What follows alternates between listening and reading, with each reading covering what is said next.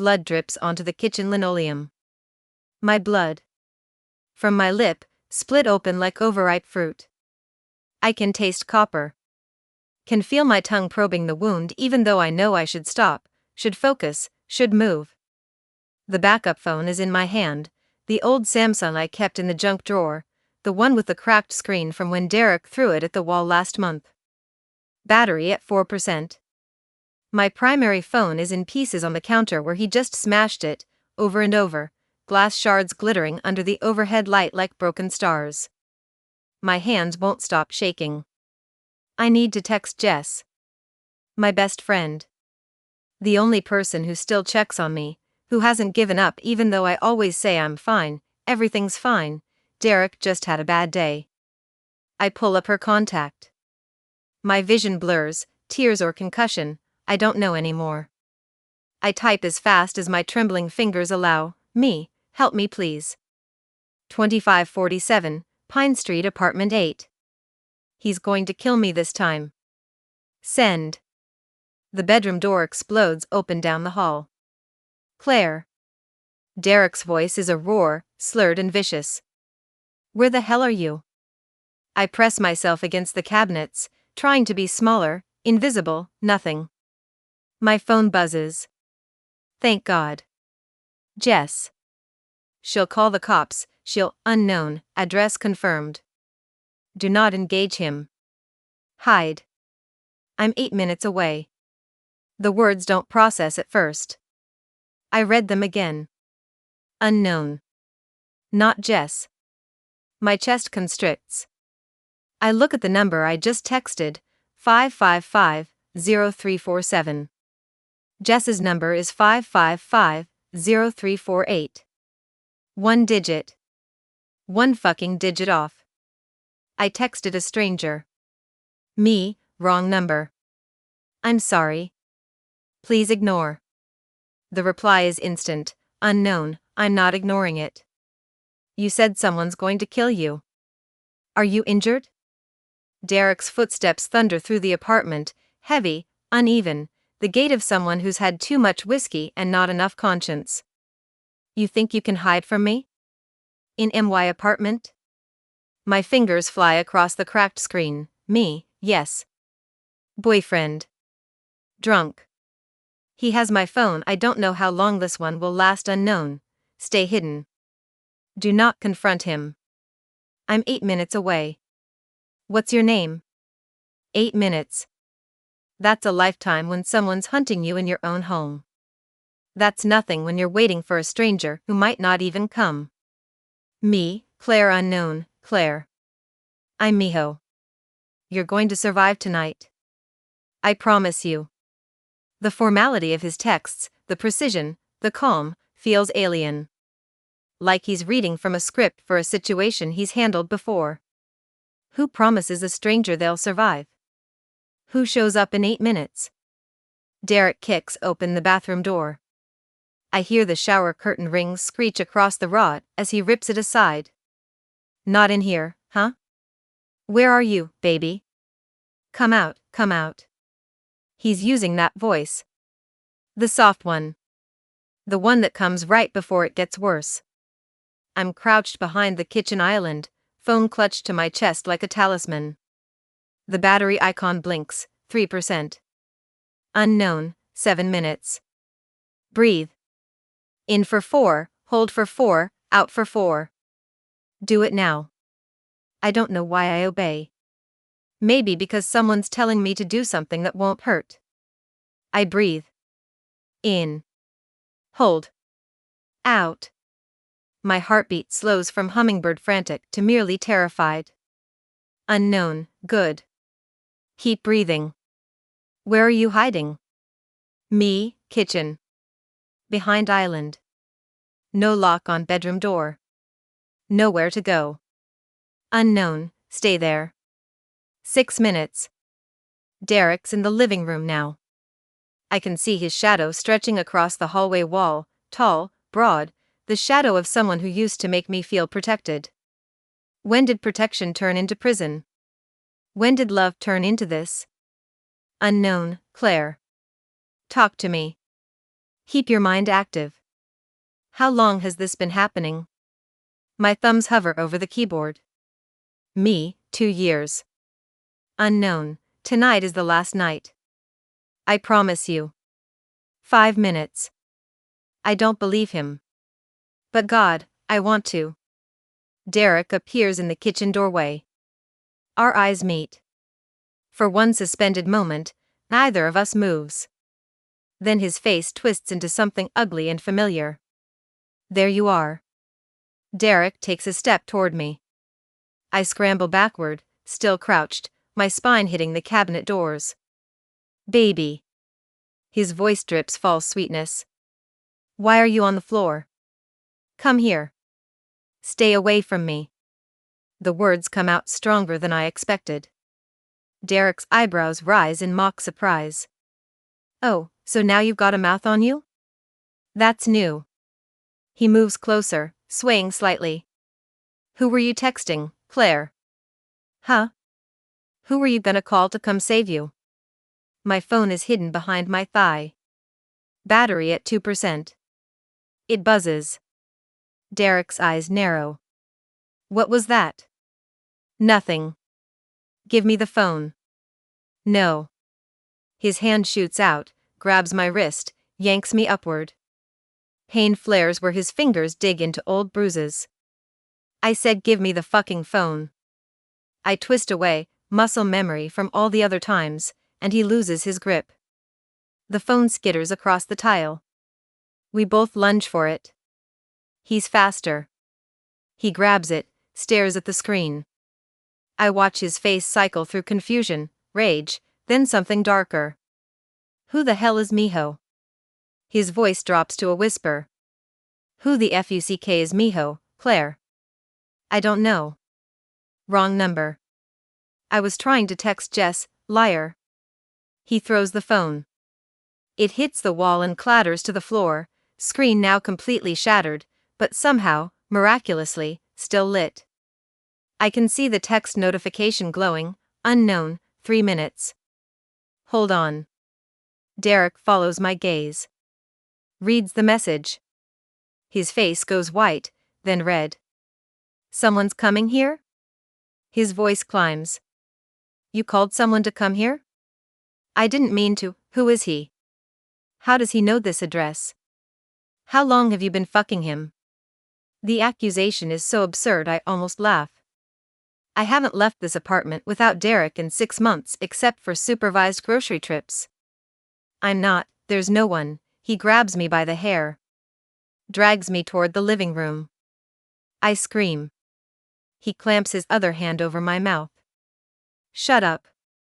Do you want the neighbors to hear? Do you want everyone to know what a whore you are? His palm smells like whiskey and cigarettes and sweat. I can't breathe through my nose. It's swollen from earlier when he shoved me into the counter. I bite down. Derek howls, releases me. I run. Make it 3 steps before he tackles me from behind. We hit the floor together. My chin cracks against hardwood. Stars explode behind my eyes. You fucking bitch, he's on top of me, forearm across my throat, pressing down. I claw at his arm. Can't breathe. Can't, somewhere far away, the phone buzzes again. And again. Derek doesn't notice. He's too busy screaming in my face about respect and loyalty and how I made him do this. My vision tunnels. Black creeping in from the edges. This is it. This is how I die.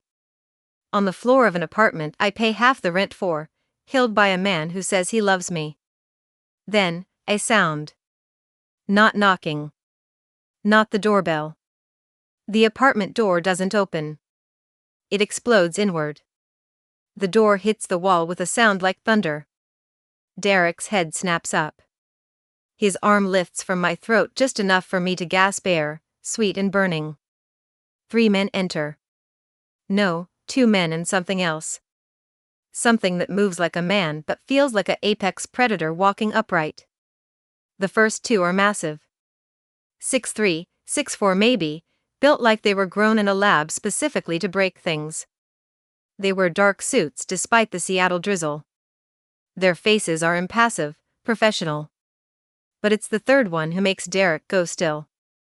He's smaller than his companions, maybe 5'11", but he commands the space like gravity bends around him. Korean features, sharp and elegant. Early 30s. Black coat that probably costs more than my car did before Derek totaled it. Hair perfectly styled even though it's past midnight. His eyes are the darkest I've ever seen. They land on Derek first. Assessment. Dismissal. Then they find me on the floor, Derek's weight still pinning me down. Something flickers across the stranger's face.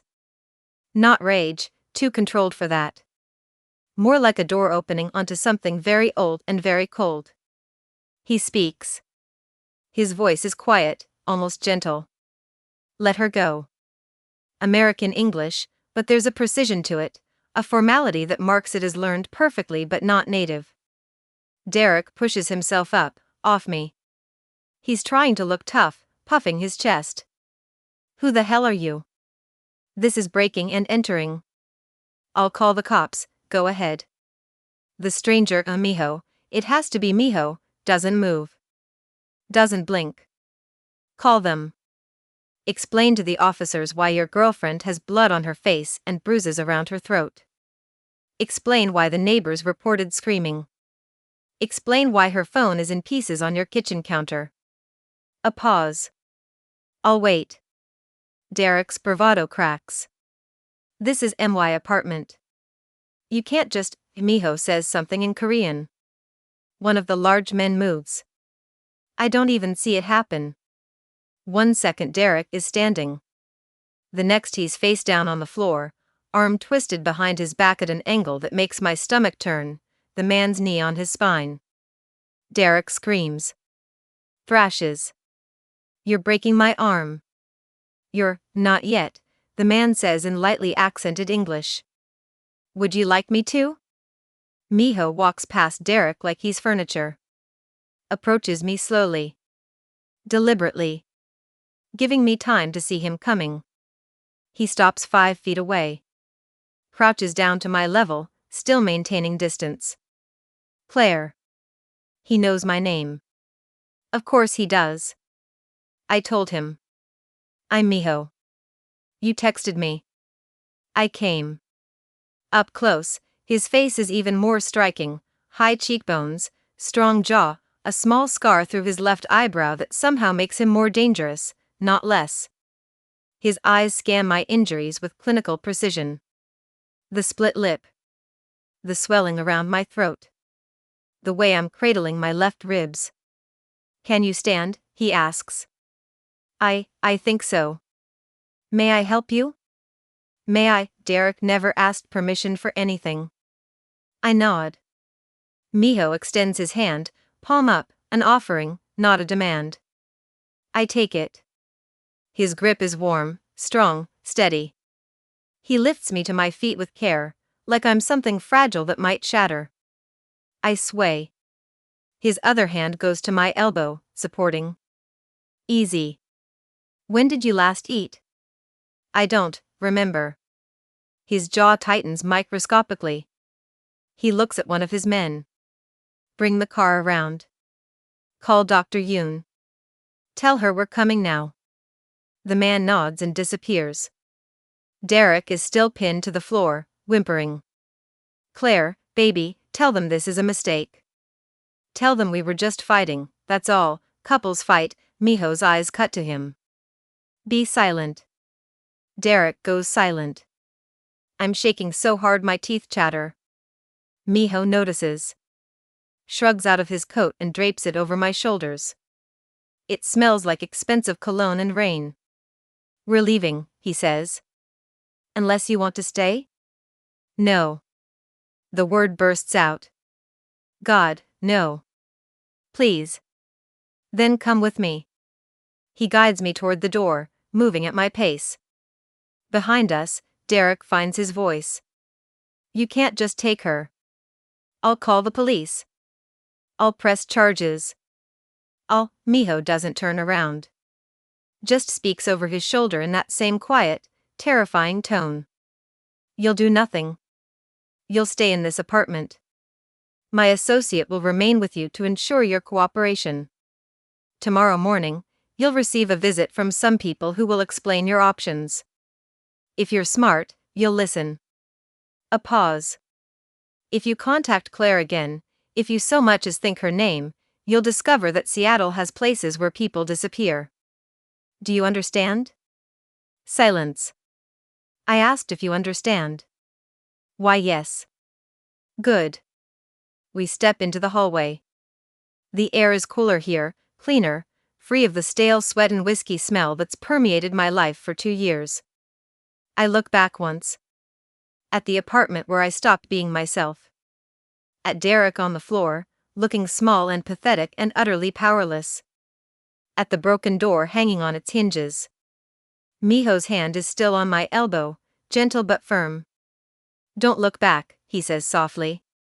There's nothing there worth seeing. We walk toward the elevator. Somewhere in my fractured, terrified mind, I realize, I texted the wrong number. And it saved my life. Derek's hand on my elbow, pulling me away from my friend Sarah at a party. We're leaving. Not asking. Never asking. Derek's hand on my elbow, steering me past the pantsuit I wanted to buy. That's not appropriate. You'll wear what I choose. Derek's hand on my elbow, yanking me away from the phone when my mom called. You talk to her too much. She's turning you against me. Hands that guided became hands that controlled became hands that hurt. But Miho's hand is asking, not taking. Supporting, not steering. The difference is everything. The elevator ride down is silent except for my ragged breathing. Miho stands beside me, not touching anymore now that I'm stable, respecting space even in the confined space. His remaining associate stands at attention near the doors, eyes forward. You came, I hear myself say. My voice sounds foreign. You actually came. You asked for help, Miho replies simply. I answered. But you don't know me. No. I could be anyone. Could be a prank.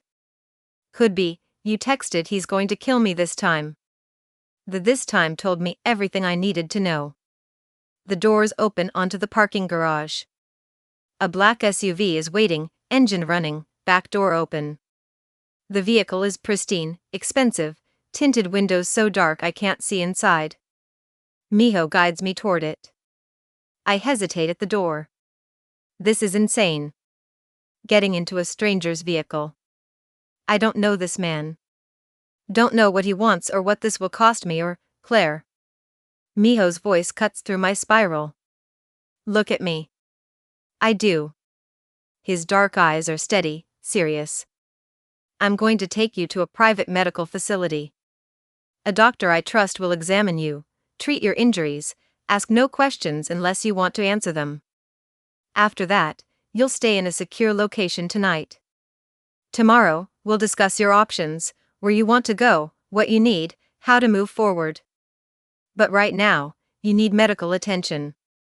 He pauses. You're not a prisoner. If at any point you want me to take you to a hospital, to the police, to family, tell me. I'll do it. This is your choice. It's always your choice. Tears burn my eyes. When's the last time someone gave me a choice? I get in the SUV. Miho slides in beside me, but on the far side of the seat, maintaining that careful distance. The associate takes the front passenger seat. A driver I haven't seen before pulls smoothly out of the garage. I lean my head against the window, watching Seattle blur past. Late-night traffic is sparse. Streetlights make golden streaks across the glass. My body is starting to catalog the damage now that adrenaline is fading, ribs screaming with each breath, throat raw, lip throbbing, 100 smaller pains forming a symphony of hurt. Miho is on his phone, texting rapidly in what I assume is Korean. Then he switches to English and makes a call. Dr. Yoon. Yes. Mid-20s, multiple contusions, possible broken ribs, strangulation marks, split lip. Conscious and alert but in shock. He listens. Understood. 20 minutes. He ends the call. Looks at me. The doctor will meet us at the facility.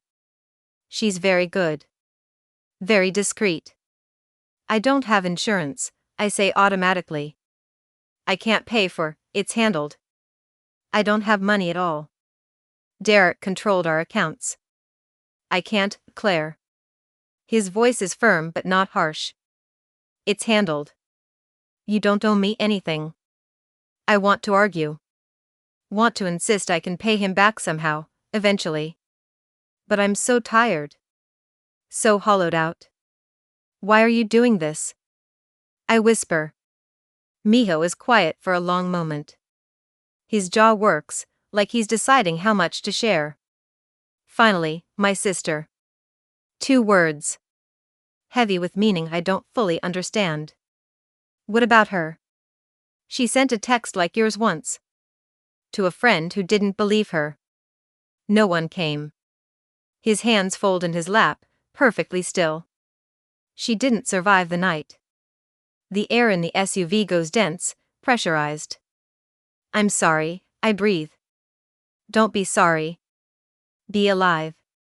That's enough. We drive in silence after that. The facility is a high-rise in downtown Seattle that looks more like luxury apartments than a medical building. We take a private elevator to the 20th floor.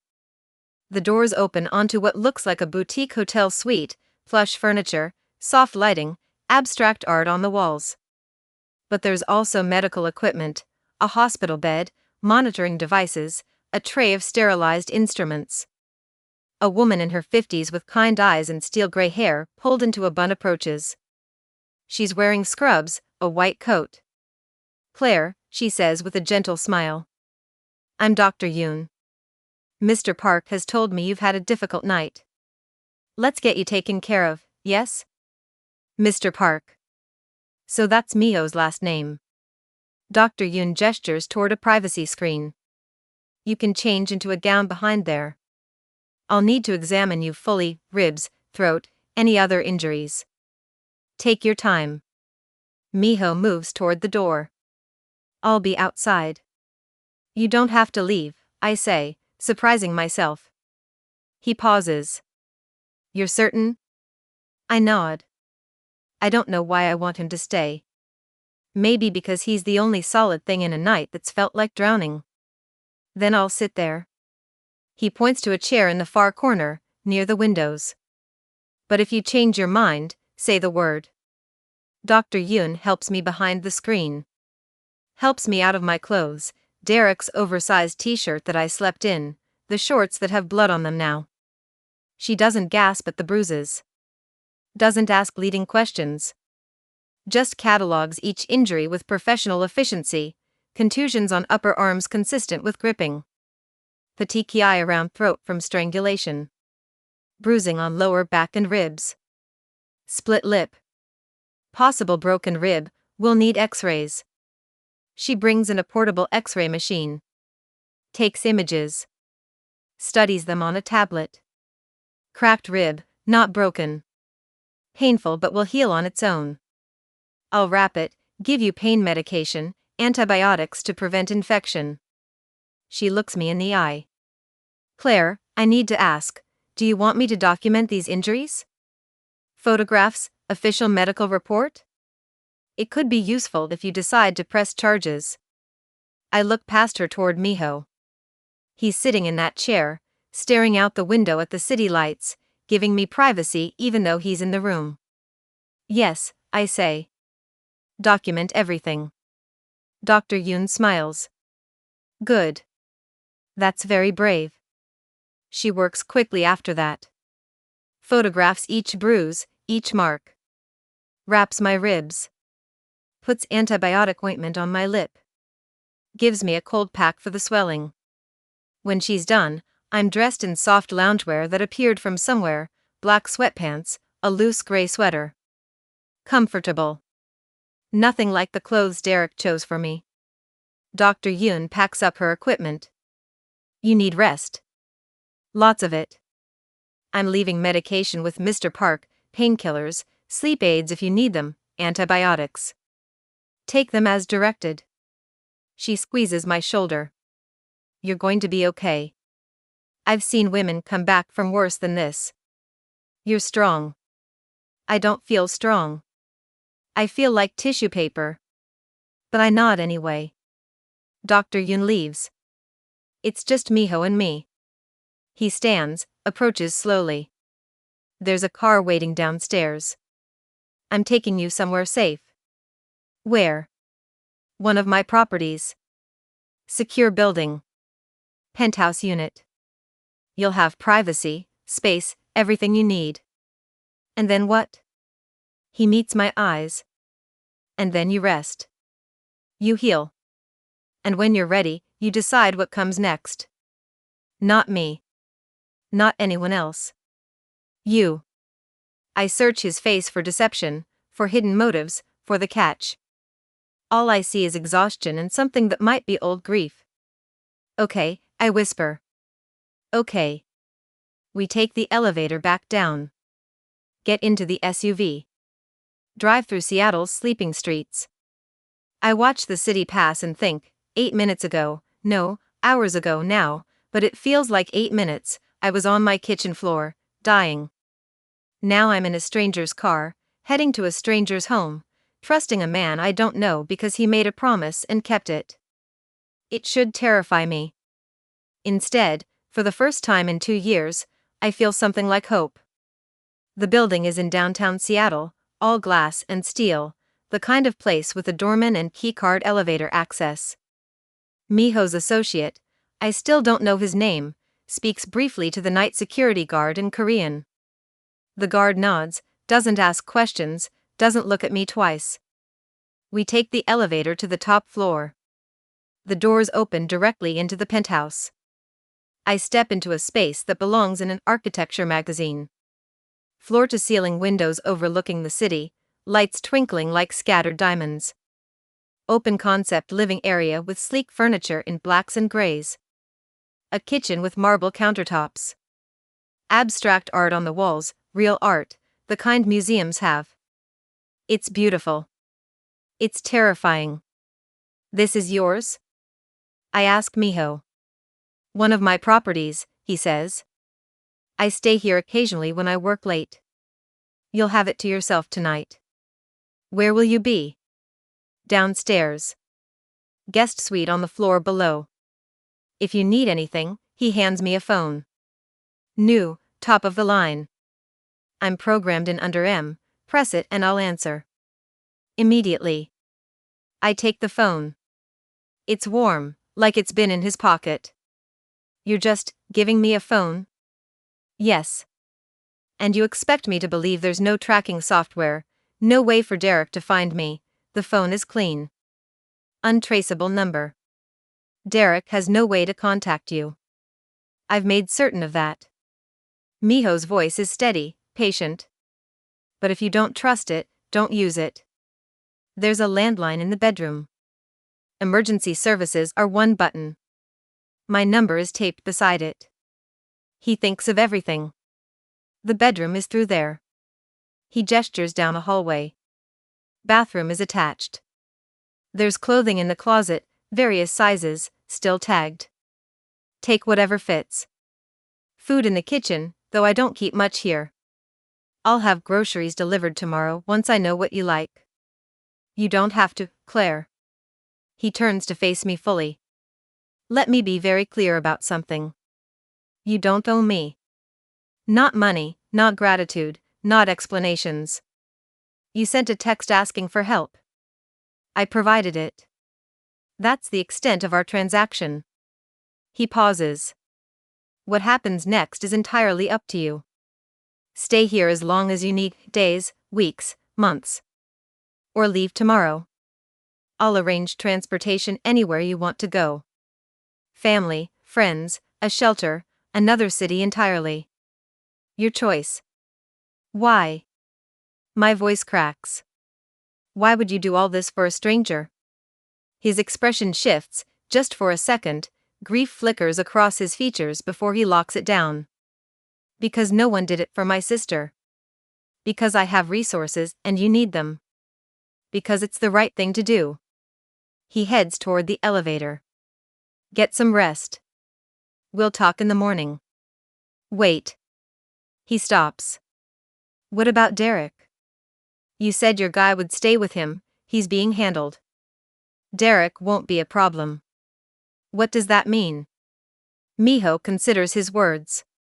It means he's currently in a private holding facility answering questions about his behavior. By morning, he'll understand that touching you again, contacting you, looking for you, speaking your name, will have consequences he won't survive. He sees my expression. I'm not going to kill him, Claire. I'm simply going to make sure he understands the new reality. And if he doesn't? He will. The certainty in his voice should scare me. It doesn't. Miho steps into the elevator. Lock the door behind me. Keypad code to re-engage security is 0-8-1-7. No one can get up here without that code or my biometric scan. Miho? Yes. Thank you. For coming. For keeping your promise. He looks at me for a long moment. You're welcome, Claire. Sleep well. The elevator doors close. I'm alone. I stand in the middle of the penthouse, surrounded by luxury I've never experienced, and I don't know what to do with myself. The silence is deafening. For 2 years, silence meant danger. Meant Derek was angry, stewing, about to explode. Meant I needed to tread carefully, speak softly, make myself small. But this silence is different. No footsteps. No breathing that isn't mine. No sense of someone watching, waiting, judging. I walk to the windows. Look out at Seattle sprawling below, Queen Anne to the west, Capitol Hill to the east, the Space Needle lit up in the distance. How many windows am I looking at right now? Thousands? Tens of thousands? How many of them have someone behind them who's afraid? Someone who needs help but can't ask? I press my forehead against the cold glass. My reflection stares back, split lip, bruises blooming purple along my jaw, eyes haunted and hollow. I don't recognize her. When did I become this person? I explore the penthouse like I'm walking through a museum. Touch the leather couch, soft, expensive. Open the refrigerator, mostly empty except for bottled water and some containers of what looks like Korean takeout. Check the bedroom. It's huge. King-sized bed with crisp white linens. Ensuite bathroom with a soaking tub and rainfall shower. The closet Miho mentioned is indeed stocked with clothing, women's clothing in various sizes, tags still attached. Jeans, sweaters, dresses, pajamas. Someone planned this. How many women has Miho rescued? How often does he need a safe house stocked with emergency clothing? I don't know if that thought comforts me or disturbs me. I take the softest pajamas I can find, gray cotton, simple, nothing like the lingerie Derek insisted I wear. I shower, careful of my ribs, watching blood and fear swirl down the drain. When I finally crawl into bed, it's 4 a.m. I should sleep. I can't. Every time I close my eyes, I see Derek's face. Hear his voice. Feel his hands. I reach for the phone Miho gave me. Hover over the contact labeled M. Don't press it. What would I even say? I'm scared. I can't sleep. I don't know how to exist in a space where no one's hurting me. That's pathetic. I set the phone down. Stare at the ceiling. And finally, as dawn starts to gray the sky, I fall into restless, fractured sleep. I wake to sunlight streaming through unfamiliar windows. For 5 seconds, I forget where I am. Panic seizes my chest. Whose bed is this? Where's Derek? Did I fall asleep somewhere I wasn't supposed to? Then memory crashes back. The text. Miho. The rescue. I'm safe. The thought is so foreign it feels like a lie. I sit up slowly, every muscle screaming protest. My ribs are angry, my throat feels like I swallowed glass, my lip is swollen to twice its normal size. But I'm alive. I'm safe. The phone on the nightstand shows 11:47 a.m. I slept for 7 hours. When's the last time I slept past dawn without Derek waking me up, demanding breakfast or sex or attention? I can't remember. There's a note on the nightstand, thick cardstock, elegant handwriting. Claire, I hope you slept. Take your medication, bottles on the bathroom counter, Dr. Yoon left instructions. There's coffee in the kitchen, though it's likely cold by now. I'll come by around 1 p.m. to check on you, if that's acceptable. If not, text me and I'll stay away. You're safe here. The door locks from the inside. No one has access to this floor except me, and I won't enter without your permission. I read it 3 times. He's asking permission to enter his own property. I find the medication in the bathroom, 3 bottles with detailed labels in Dr. Yoon's precise script. Painkillers. Antibiotics. Something for anxiety if needed. I take the first 2. Leave the third. The shower calls to me. I stand under hot water for 20 minutes, letting it beat against my sore muscles, trying to wash away 2 years of fear and control and small erosions of self. When I emerge, I find clothing laid out on the bed, clothes I didn't put there. My heart stops. Someone was in here while I showered. Then I see another note, didn't want to disturb you.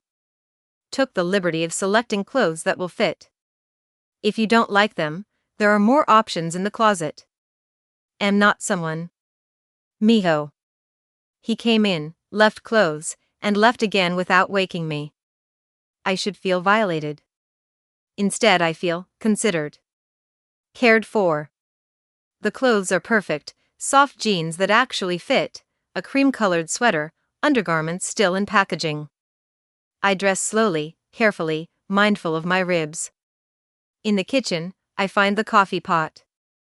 It's cold, like Miho predicted, but beside it is a French press and a note with instructions on how to use it. He thinks of everything. I make fresh coffee. Drink it black because I don't know if there's milk and I'm afraid to look too comfortable, too presumptuous. At exactly 1 p.m., my phone buzzes. May I come up? I stare at the message.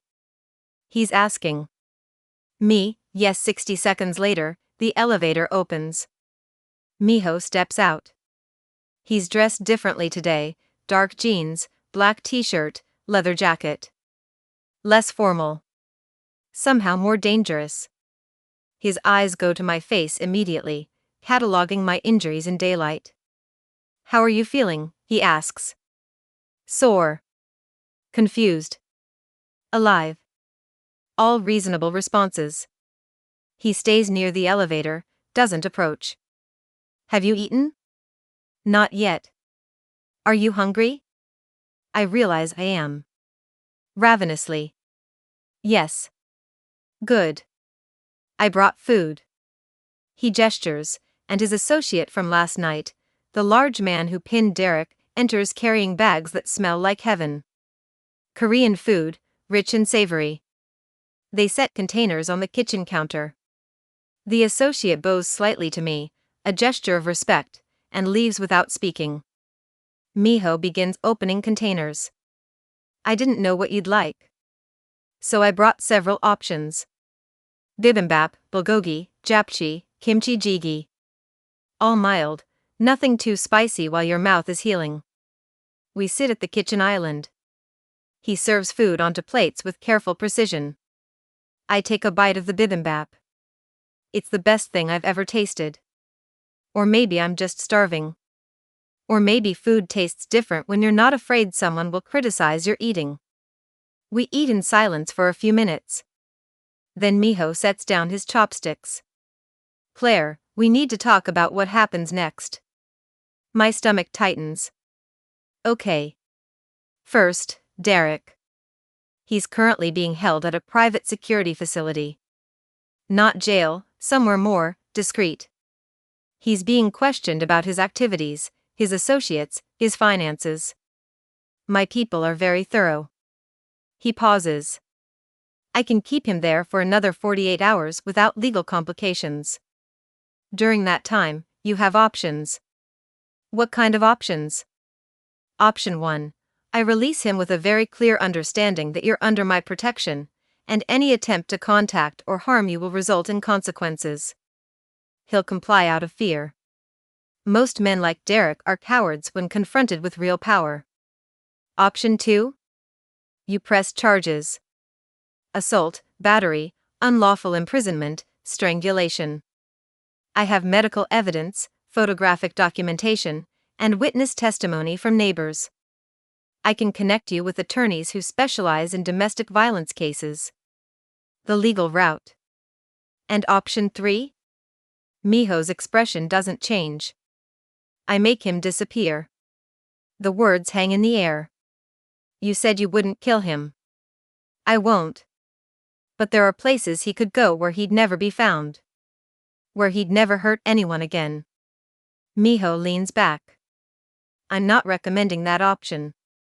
I'm simply making you aware it exists. I set down my fork. My hands are shaking. I don't want him dead. I'm not a murderer. You're not. I am. He says it so matter-of-factly. But that's my burden, not yours. Who are you? I whisper. Really?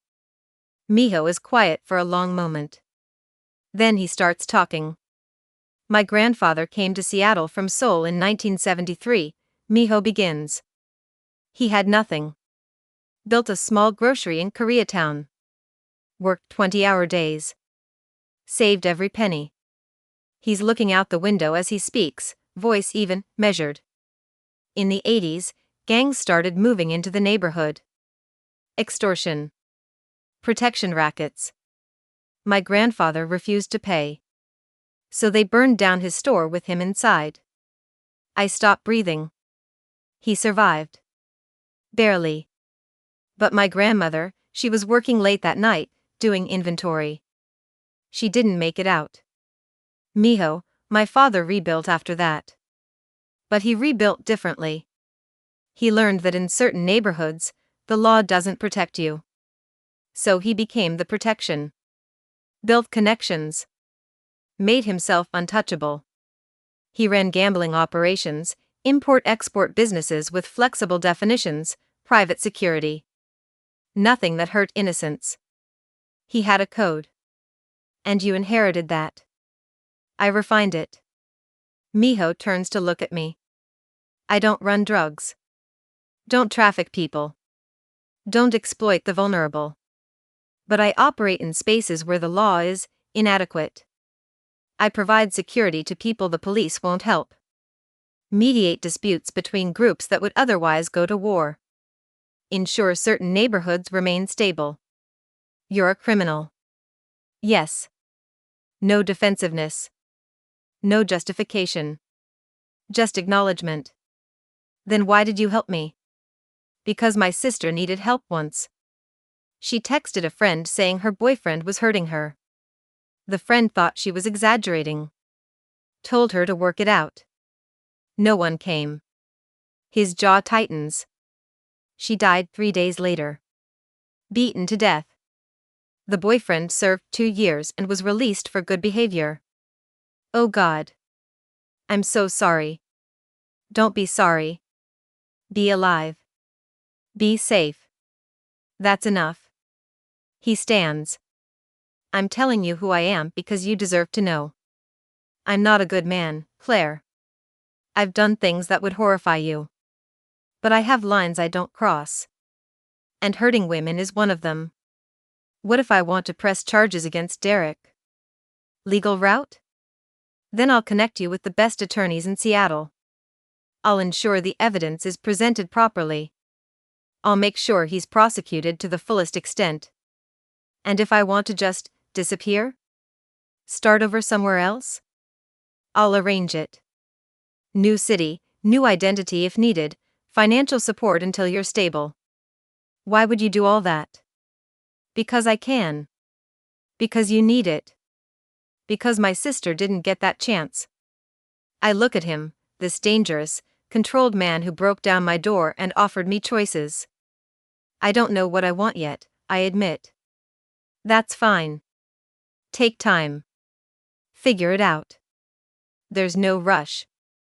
He heads toward the elevator. Miho? He pauses. Can you stay? Just for a while. I don't want to be alone right now. Something softens in his expression. Of course. We sit in the living room. Miho on one end of the couch, me on the other, a careful cushion of space between us. He asks about my life before Derek. I tell him about college, my marketing degree, the job I loved at a small agency before Derek convinced me to quit because it was stressing me out. I believed him, I say quietly. I thought he was protecting me. Didn't realize he was isolating me until I had no one left except him.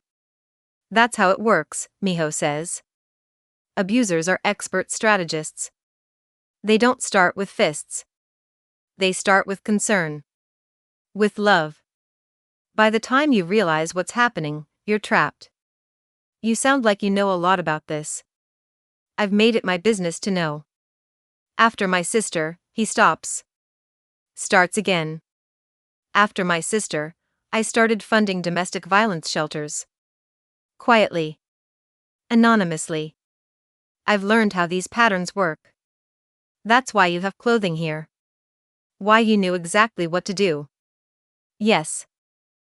We're quiet for a moment. Then I ask the question that's been burning in my mind. How many women have you rescued? You're the first. I blink. What? I've funded resources. Provided security. But I've never personally intervened before. When I got your text, he shakes his head. I don't know why I answered. I should have redirected you to proper channels. But something about the message. This time, I whisper. I wrote this time. Yes. Like it had happened before. Yes. Like my sister. We sit with that for a long moment. Then Miho stands. You should rest. Dr. Yoon said you need at least 3 days of serious rest for your ribs to start healing. I don't think I can sleep. Every time I close my eyes, I see Derek. That's normal. It's called hypervigilance. Your nervous system is still in survival mode. He walks to the kitchen, returns with a glass of water and one of the anxiety pills Dr. Yoon left. This will help. But only if you want it. I take the pill. Swallow it. Miho helps me to the bedroom. Pulls back the covers. Waits while I settle in. I'll be on the couch, he says. If you have nightmares, if you need anything, call out. I'm a light sleeper. You're staying? If you want me to. I do. He nods. Dims the lights. Starts to leave. Miho? Yes? Thank you. For everything. He looks back at me, silhouetted in the doorway. Sleep, Claire. You're safe now. I promise. The door closes softly. I sink into the pillows, medication pulling me under. And for the first time in 2 years, I sleep through the night without nightmares. The next week passes in a blur of small moments. Miho comes by every morning and evening. Brings food, always asking what I want first, never assuming. Korean food, Italian, Thai, comfort food from diners. He's learning my preferences. Dr. Yoon visits twice to check on my healing. The ribs are improving. The bruises are fading from purple to green to yellow. My lip is almost normal.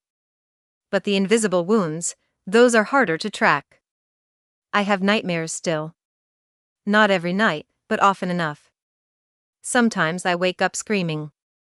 Miho is always there within seconds, sitting outside my door, talking to me through it until I calm down. Tell me 5 things you can see, he'll say. The window. The curtains. The lamp. The phone. The door. Good. For things you can touch. The sheets. The pillow. My hair. The mattress. 3 things you can hear. Your voice. Traffic outside. My breathing. 2 things you can smell. The soap from my shower. Coffee from this morning. 1 thing you can taste. Toothpaste. Good. You're here. You're present. You're safe. It works every time. One night, after a particularly bad dream, I open the door. Miho is sitting against the wall outside, legs stretched out, looking exhausted. Do you sleep at all? I ask. Some. You can't keep staying here every night. You have a business to run. My business can wait. You're more important. The simplicity of the statement undoes me. Why? My voice cracks. Why am I important to you? He looks up at me with those dark, fathomless eyes. Because you remind me that I can still do something good. That all this power I've built, all the darkness I've waded through, can be used to protect someone. To give someone a chance my sister never got. He stands. And because somewhere along the way, I started caring about you. As a person. Not a responsibility.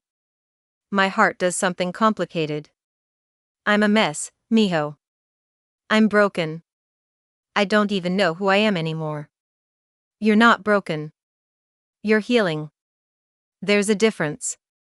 He steps closer, still careful, still respecting space. And I think you know exactly who you are. You're someone who asked for help when it mattered. Who's fighting every day to reclaim her life. That's not broken. That's strong. I want to believe him. Some days, I almost do. Dr. Yoon connects me with a therapist. Dr. Sarah Chen, a specialist in trauma recovery. We meet via video call. Miho sets up a laptop in the bedroom and leaves me alone for the sessions. Dr. Chen is in her 40s, warm and direct. Tell me what you need most right now, she says in our first session. I don't know. Then let's start with how you feel. Scared. Angry. Relieved. Guilty. Confused. All of it at once. That's completely normal. You've experienced sustained trauma. Your nervous system is recalibrating. It's going to be messy for a while. She teaches me coping strategies. Grounding exercises like Miho has been doing. Breathing techniques. How to recognize trauma responses versus real danger. When you feel panic rising, she explains, ask yourself, am I in danger right now, in this moment? Or is my body remembering old danger? It helps. Not always. But sometimes. Slowly, agonizingly slowly, I start to feel more solid. More real. 2 weeks in, Miho makes a suggestion. I think you should start thinking about what you want long term. We're having coffee in the living room. Morning sunlight streams through the windows. I don't know, I say automatically. Yes, you do. You're just afraid to say it. He's right. Damn him. I want my life back, I whisper. The one Derek took from me. My job. My friends. My independence. I want to feel like a person again, not a victim. Then let's make that happen. Over the next few days, Miho becomes a one-man life reconstruction team. He connects me with a financial advisor, a kind woman named Susan who helps me understand that I'm not drowning in debt like I thought. Derek had been lying about our finances. She helps me open new bank accounts. Ones Derek can't access. Miho deposits money into my account. I try to refuse. It's not charity, he says firmly. It's a loan. Pay me back when you're stable. Or don't. I don't care. I care. Then pay me back. But right now, you need resources. Let me provide them. he connects me with a career counselor who helps me update my resume. Within a week, I have 3 interviews lined up for remote marketing positions. He arranges for me to meet with an attorney. Not to press charges yet, I'm not ready. But to understand my options. To document everything in case I need it later. Piece by piece, my life starts to take shape again. And through it all, Miho is there. Not hovering. Not controlling. Just present. Asking what I need. Listening to my answers. Respecting my choices. It's intoxicating. And terrifying. Because somewhere in the middle of healing, I've started to feel something else. Something that isn't gratitude or trauma bonding. Something that feels dangerously like desire. 3 weeks after the rescue, Miho makes an offer. I want to teach you self-defense. We're in the penthouse gym, a sleek space I've been avoiding because my ribs are finally healed enough for exercise and I don't know what to do with that freedom. Why? I ask. So you never feel helpless again. So if someone ever touches you without permission, you know how to respond. I hesitate. I don't know if I can. You don't have to decide now. But if you're willing to try, I'm willing to teach you. I think about Derek's hands around my throat. The way I froze. The way my body just gave up. Okay, I say. Teach me. We start slow. Breathing exercises. Stance. How to be aware of your surroundings without paranoia. Self-defense isn't about winning fights, Miho explains. It's about creating opportunities to escape. To survive. He demonstrates basic moves, palm strikes, knee attacks, how to break free from wrist grabs. Can I touch your wrist? He asks. To show you the technique? Always asking. Always waiting for permission. I nod.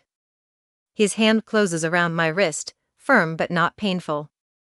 Nothing like Derek. Feel where my thumb is. That's the weakest point of any grip.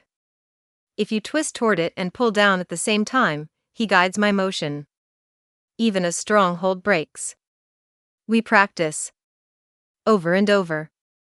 My body learns. Next, what to do if someone grabs you from behind. I'm going to put my hands on your shoulders, Miho says. If you're uncomfortable, tell me and I'll stop. Okay.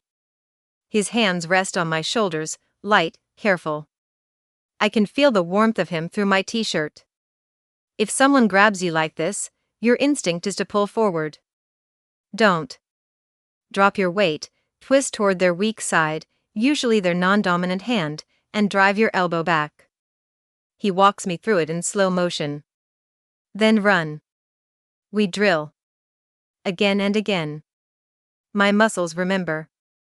My body remembers it can fight back. One day, Miho suggests sparring. Very light, he clarifies. I'll attack slowly, pull every strike. You practice defending. The goal is to build confidence, not to hurt each other. We face off on the gym mats. He moves in slow motion, reaches for my wrist. I twist out of it. Exactly like he taught me. Good. Again. He grabs my shoulder. I drop my weight, spin away. Excellent. Again. We drill for an hour. By the end, I'm sweating, exhausted, and something like proud. You're a fast learner, Miho says. You're a good teacher. He smiles, rare, genuine, breathtaking. Come on. Let's get water. We collapse on the gym floor, backs against the mirrored wall, passing a water bottle between us. Thank you, I say. For this. For all of it. You don't have to keep thanking me. I want to. He looks at me. Really looks at me. You're different than you were 3 weeks ago. How? You're coming back. The woman you were before Derek, she's starting to show through. Emotion clogs my throat. I thought I'd lost her. Never. She was just hiding. waiting until it was safe. We sit in silence for a moment. Then I do something impulsive. I lean my head on his shoulder. He goes still, not pulling away, just frozen. Is this okay? I whisper. Yes. You're sure? Claire. His voice is rough. You can touch me. I'm not going to break. I'm not going to take advantage. But you need to know something. I lift my head. What? I'm attracted to you. Have been for a while now. But I will never, never act on it unless you're truly ready. Unless you're choosing me from a place of strength, not need. Do you understand? My heart pounds. What if I'm already choosing you? Then I'll still wait. Because you're still healing. And I won't be another man who takes from you when you're vulnerable. He stands. Offers me his hand. Pulls me to my feet. When you're ready, if you're ever ready, I'll be here. But not before. He walks away. Leaves me standing in the gym, heart racing, body humming with something that isn't fear. Desire. Want. Choice.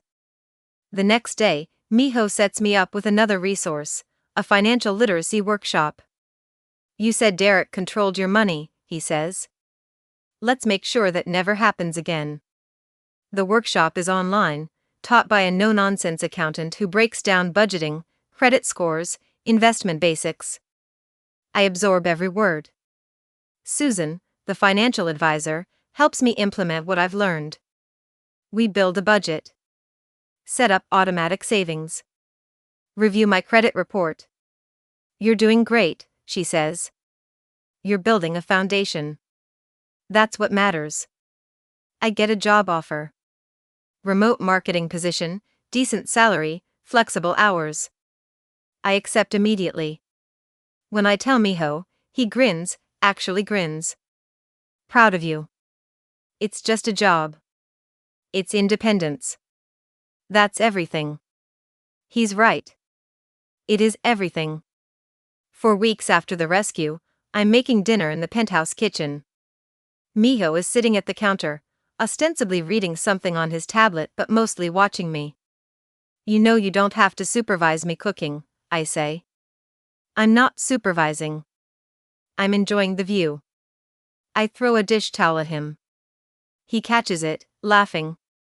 The domesticity of the moment hits me. This feels like a relationship.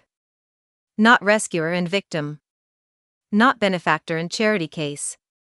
Just two people who like each other. The thought terrifies and thrills me in equal measure. Miho's phone buzzes. He glances at it. His expression shifts, goes cold and professional. I have to go, he says, standing. Business. The dangerous kind? All my business is dangerous. But I'll be back by morning. He heads for the elevator. Pauses. Turns back. Claire, lock the door behind me. Code 0-8-1-7. Don't open it for anyone except me. I know the drill. I mean it. If something feels wrong, anything, call me. I'll come immediately. I'll be fine. He looks like he wants to argue. But he nods. Steps into the elevator. The doors close. I'm alone. And for the first time in 4 weeks, I'm not scared. Miho returns at 3 a.m. I know because I'm still awake, sitting on the couch, laptop open, working on a project for my new job. The elevator doors open. He steps out. There's blood on his knuckles. I set down the laptop. Are you okay? Fine. It's not my blood. Miho, I don't want to talk about it. He walks to the kitchen sink. Washes his hands methodically, scrubbing until the water runs clear. I approach slowly. Do you need, why are you still awake? His voice is sharp, harsher than I've ever heard it. I don't flinch. Working.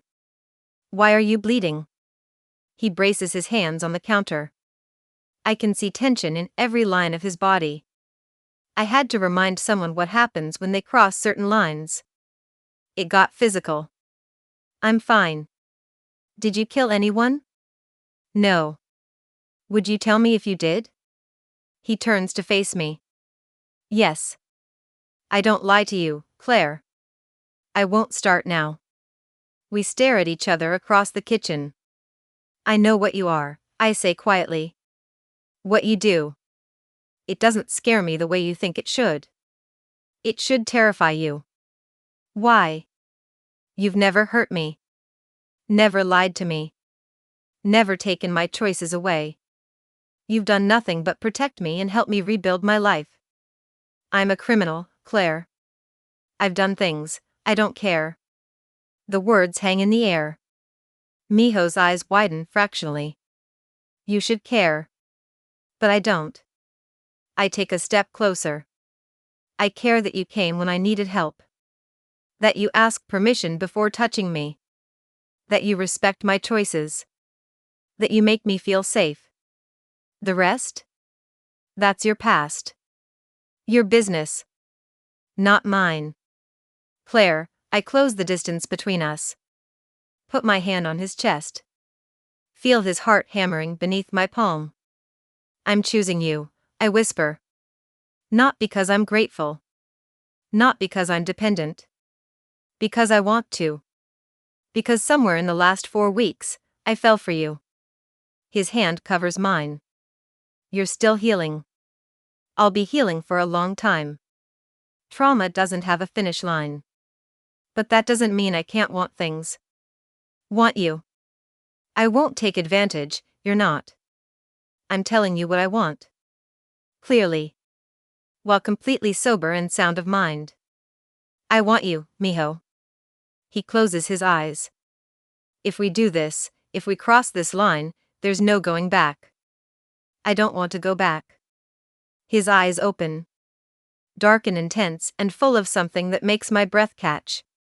Tell me again. Tell me you're sure. I'm sure. He cups my face with both hands. Gently, like I'm something precious. Then I'm going to kiss you. If at any point you want me to stop, say the word and I will. Immediately. Do you understand? Yes. He leans in slowly, giving me time to change my mind, to pull away. I don't. His lips meet mine. Soft, careful, asking rather than taking. I kiss him back. The world narrows to this, his mouth on mine, his hands cradling my face, the solid warmth of him. When we finally break apart, we're both breathing hard. Bed. I whisper. Are you absolutely certain? Yes.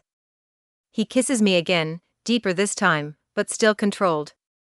Still respectful. Then he lifts me. I wrap my legs around his waist. He carries me to the bedroom. Sets me down on the edge of the bed. Kneels in front of me. We go at your pace, he says. You tell me what you want. What you don't want. If I do something that scares you or reminds you of him, you tell me and I stop. This is about you. Only you. Tears burn my eyes. How are you real? I'm real. I'm here.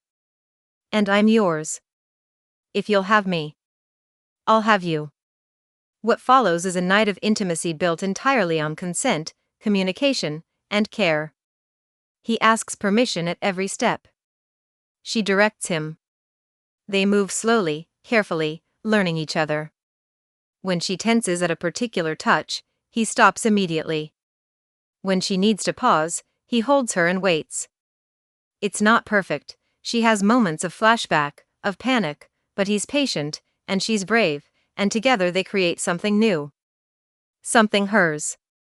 Something that doesn't belong to trauma or fear. Just choice.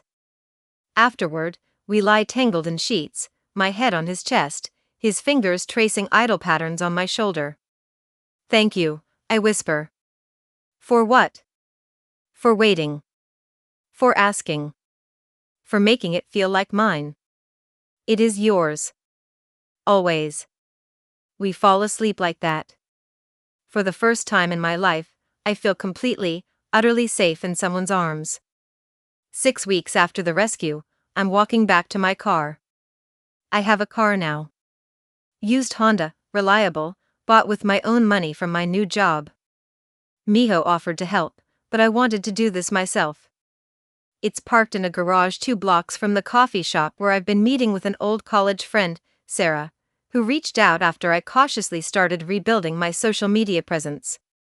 The meeting went well. Sarah was kind, didn't ask too many questions, just said she was glad I was okay.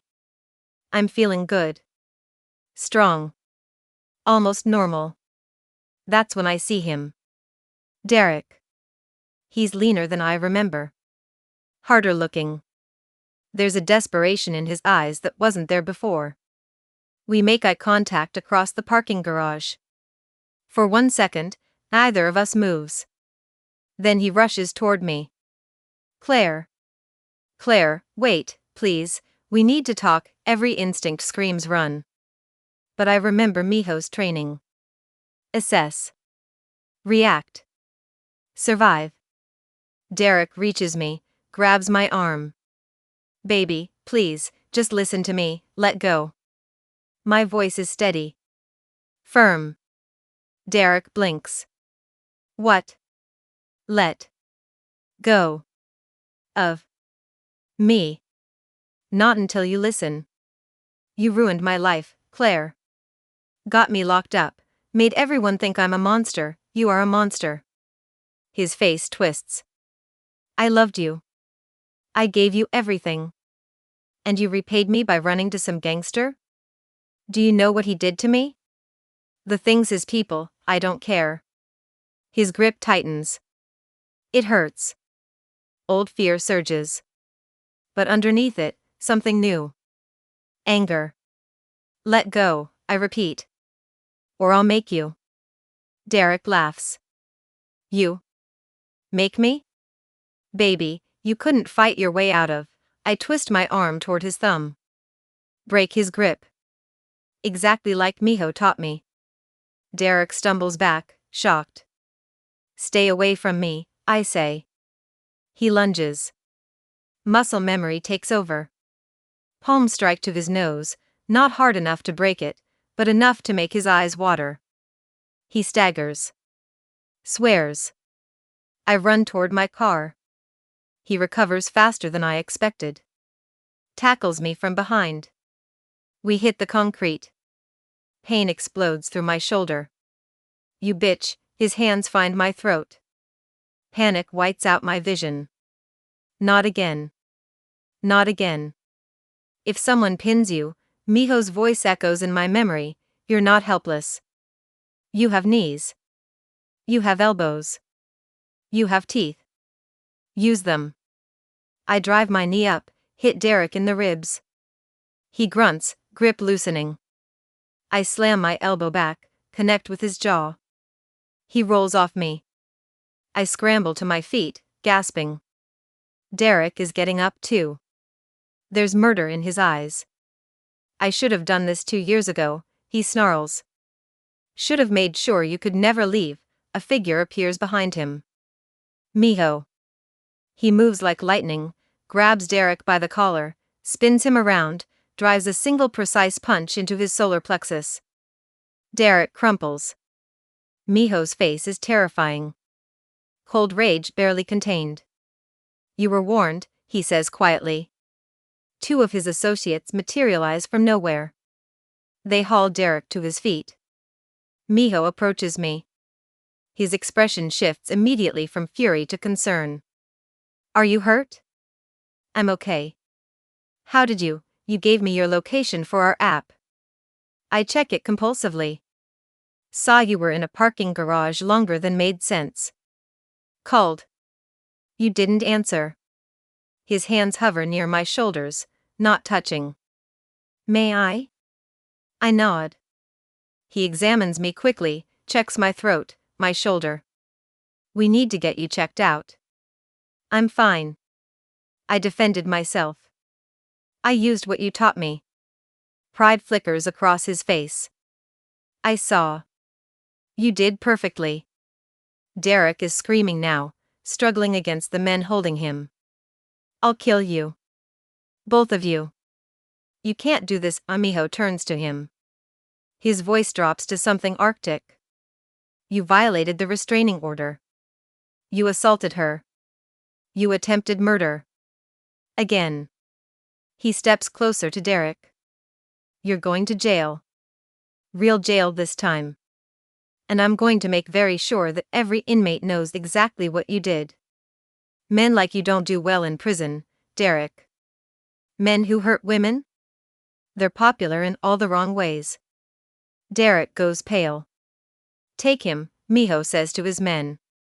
Call the police. Full report. Make sure they process him properly. They drag Derek away. Miho turns back to me. Are you sure you're okay? I'm shaking now, adrenaline crash hitting hard. I fought back, I whisper. I actually fought back. You did. You were incredible. He could have killed me. But he didn't. You stopped him. You. Tears start falling. I was so scared. Fear is healthy. It kept you alert. But you didn't let it paralyze you. You acted. He opens his arms, an offer, not a demand. Come here. I collapse against him. He holds me while I shake, while reaction sets in, while everything catches up. I've got you, he murmurs. You're safe. I've got you. Derek is arrested on site. Multiple charges: violation of restraining order, assault and battery, attempted murder. This time, there's no bail. Not with Miho's attorneys ensuring the case is airtight. The trial happens faster than I expected. Miho's connections, I assume. I sit in the courtroom, Miho beside me, Sarah on my other side. My support system. Derek's lawyer is exactly what you'd expect: slick, condescending, playing the sympathy card. Ladies and gentlemen of the jury, this is a simple case of a relationship gone wrong. Two people who loved each other, who had disagreements, objection. My attorney, Grace Kim, sharp as a blade, recommended by Miho, stands. Counsel is characterizing strangulation and assault as disagreements. Sustained. Stick to facts, counselor. The prosecution presents their case methodically. Medical records from that first night. Photos of my injuries: split lip, bruised throat, cracked rib. Testimony from neighbors who heard me scream and never called for help. Financial records showing Derek's control over my accounts. Security footage from the parking garage showing Derek attacking me. Me fighting back. His hands around my throat. Grace calls me to the stand. I walk up on steady legs. Place my hand on the Bible. Swear to tell the truth. Derek's lawyer tries to rattle me during cross-examination. Isn't it true, Ms. Claire, that you stayed with Mr. Derek for 2 years voluntarily? I stayed because I was afraid. Because he controlled my money. Because he isolated me from everyone who could help. But you never called the police. He destroyed my phone. And when I did have access to one, I was afraid he'd kill me if I involved authorities. That fear wasn't irrational. He tried to kill me twice. You claim he tried to kill you, but you have no proof of intent. His hands were around my throat. Both times. That's not a disagreement. That's attempted murder. Isn't it true you're currently living with a known criminal? A man with ties to organized crime? Grace objects. Relevance? I'm establishing that Ms. Claire has a pattern of choosing dangerous men, objection. Counsel is badgering the witness and making assumptions not in evidence. Sustained. I look directly at Derek's lawyer. The man I'm with now has never hurt me. Has never controlled me. Has never made me afraid. Derek did all of those things. That's the difference. The lawyer has nothing to say to that. The jury deliberates for 3 hours. Guilty. Guilty on all counts. The judge sentences Derek to 8 years. No parole for the first 5. As they lead him away, Derek looks at me.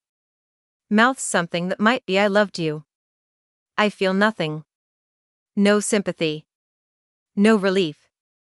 Just closure. Outside the courthouse, Miho is waiting. "How do you feel?" he asks. "Free." He smiles. "Good. That's exactly how you should feel." Sarah hugs me. "I'm so proud of you. So proud." Grace shakes my hand. "You did beautifully. And if he violates anything once he's released, you call me immediately." "I will." "Thank you." They leave. It's just Miho and me. "Come on," he says. "I'm taking you to dinner. Somewhere nice. We're celebrating." "Celebrating what?" "You. Your strength. Your courage. Your freedom." We go to an expensive Korean restaurant. Private room. Beautiful food. We eat and talk and laugh. And I realize, I'm not a victim anymore. I'm a survivor. And I'm choosing my own future. Starting now. 3 months after the trial, I sign a lease. My own apartment. Nothing fancy, 1 bedroom in Capitol Hill, affordable on my salary, but it's mine. Miho helps me move in. Doesn't complain once about carrying boxes up 3 flights of stairs. "You know you don't have to do this," he says, setting down a box labeled kitchen. "You're welcome to stay at the penthouse as long as you want." I know. But I need this. My own space. My own life. I understand. He does. That's the thing about Miho, he always understands. We're still together. But it's healthy now.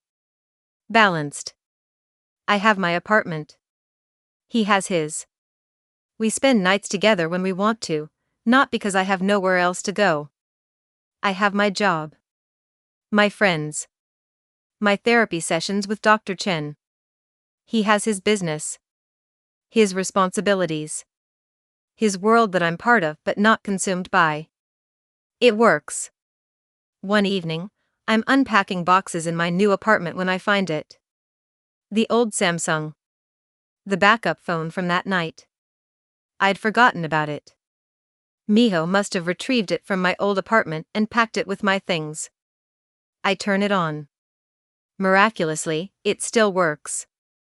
I navigate to the text thread from that night. Read the messages. "Me, help me please. 2547, Pine Street, Apartment 8. He's going to kill me this time. Unknown, address confirmed. Do not engage him. Hide. I'm 8 minutes away."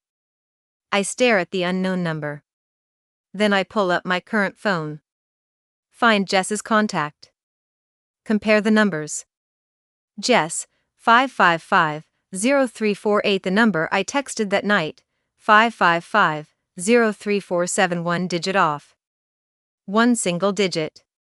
If I'd typed correctly, I would have reached Jess. She would have called 911. Maybe cops would have come in time. Maybe not. But I wouldn't have met Miho. Wouldn't have learned to fight back. Wouldn't have rebuilt myself into someone stronger. I sit on my apartment floor, surrounded by moving boxes, holding the broken phone that saved my life. That night, Miho comes over with takeout. We eat on my floor because I don't have furniture yet. I show him the phone. Explain about the wrong number. He studies the screen for a long moment. 1 digit, he says quietly. 1 digit. Fate? I think about it. Choice. I chose to ask for help. You chose to answer. Everything after, those were choices too. Good choices. The best choices. He sets down the phone. Cups my face in his hands. "I'm glad you texted the wrong number," he says. "Me too." We kiss, soft and slow and full of everything we've built together. 6 months later, I'm promoted at work. Sarah and I are close again. I'm rebuilding relationships with other friends I'd lost. My mom visits. Meets Miho. Approves. He looks at you the way your father looked at me, she says. Like you're the whole world. Dr. Chen tells me I've made remarkable progress. You've done the work, she says. Real, hard, unglamorous work. You should be proud. I am. 1 year after that night, Miho and I are at the penthouse. It's late. We're on the couch, my head in his lap, his fingers combing through my hair. Do you ever think about what would have happened? I ask. If I'd texted the right number? Sometimes. And I think I would have spent the rest of my life not knowing you.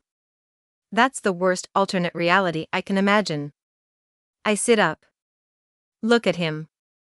This man who broke down my door. Who taught me to fight. Who waited for me to choose him freely. Who loves me without controlling me. I used to think my life ended that night, I say quietly. That Derek destroyed everything I was. But I was wrong. That night was the beginning. The night I started becoming who I was always supposed to be. Who's that? Someone strong.